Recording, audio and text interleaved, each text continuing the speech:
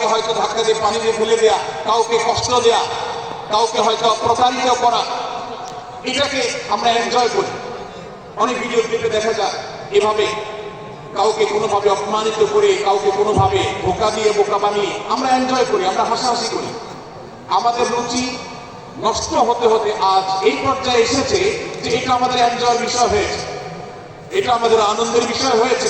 ভাইরা আমার, সূরা হুজুরাতের এই আয়াত অর্থাৎ 11 নম্বর আয়াত, এই আয়াত বলছে আমাদের জন্য কোন মুসলমানকে, কোন মানুষকে ব্যঙ্গ বিদ্রুপ করা হারাম।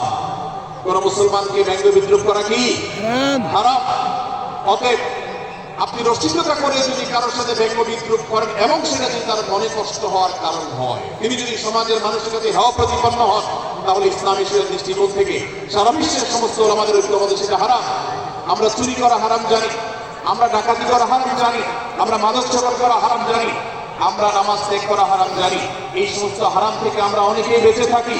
কিন্তু আমি আমার মুসলমান ভাইয়ের চরিত্র হনন করছি, শুধুমাত্র সাধারণ জীবনযাত্রার ক্ষেত্রে করছি তা নয়, এমনকি ধর্মের নামে, ইসলাম প্রচারের নামে, দাওয়াতের নামে আমরা আমাদের প্রতিপক্ষ মুসলমান ভাইকে নিয়ে অনেক সময় ব্যঙ্গ বিদ্রুপ করি, হাসাহাসি করি, তাকে ছোট করি, তাচ্ছিল্য করি, হেয় করি, তার সম্মানহানি করি।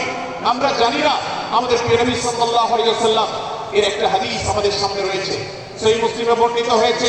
নবী করিম সাল্লাল্লাহু আলাইহি ওয়াসাল্লামের এই হাদিস আজ সবচেয়ে অসহায় হাদিস। অসহায় হাদিস এই জন্য বললাম যে আজকের এই হাদিসের উপরে কেউ আমল করে না, এই হাদিসটাকে কেউ পাত্তা দেয় না, এই হাদিসকে কেউ গুরুত্ব দেয় না। অথচ এই হাদিস প্রত্যেক মুসলমানের বুকে বুকে ঝুলিয়ে রাখা দরকার। এই হাদিস আমাদের ঘরে ঘরে ঝুলানো দরকার। এই হাদিস আমাদের অফিসগুলোতে শোভা পাওয়া দরকার। এই হাদিস আমাদের জীবনে বাস্তবায়ন হওয়া দরকার। নবী করিম সাল্লাল্লাহু আলাইহি ওয়াসাল্লাম সেই হাদিস বর্ণনা করেছেন। আবু হুরায়রা রাদিয়াল্লাহু তাআলা আনহু তিনি বলেছেন, লা তাহাসাদু, লা তাহাসাদু, হে মুসলমানরা, তোমরা কেউ কাউকে কখনো হিংসা করবে না, কেউ কাউকে হিংসা করবে না। আমাদের মধ্যে হিংসা আছে না নাই? হিংসা আছে না নাই? আমরা একে অন্যকে হিংসা করি। একদল মুসলমান অন্য দল মুসলমানকে হিংসা করে, কেউ কারো ভালো দেখতে পারে না। ভাইরা আমার, আল্লাহ নবী বলেছেন, লা তাহাসাদু, তোমরা একে অন্যকে হিংসা করো না। ওয়ালা তানাজাসু, কেনা বেচা করতে গিয়ে কেউ কাউকে ধোঁকা দিও না, প্রতারণা করো না। ওয়ালা তাবাগাদু, তোমরা একে অন্যের সাথে শত্রুতা বিদ্বেষ পোষণ করবে না। ওয়ালা তাদাবারু, তোমাদের কেউ যেন কারোর পেছনে লেগে না থাকে, কাউকে অবজ্ঞা যেন না করে। ওয়ালা ইয়াবি আহাদুকুম আলা বাই'i আখিহি, এবং তোমাদের কেউ যেন আরেকজনের কেনাবেচার উপরে সেখানে ইন্টারফেয়ার করে সে যেন সেখানে কোনো প্রকার ক্ষতিগ্রস্ত কাউকে না করে। ওয়াকুনু ইবাদাল্লাহি ইখওয়ানা, হে মুসলমানরা, তোমরা আল্লাহর বান্দা, ভাই ভাই হয়ে থাকো।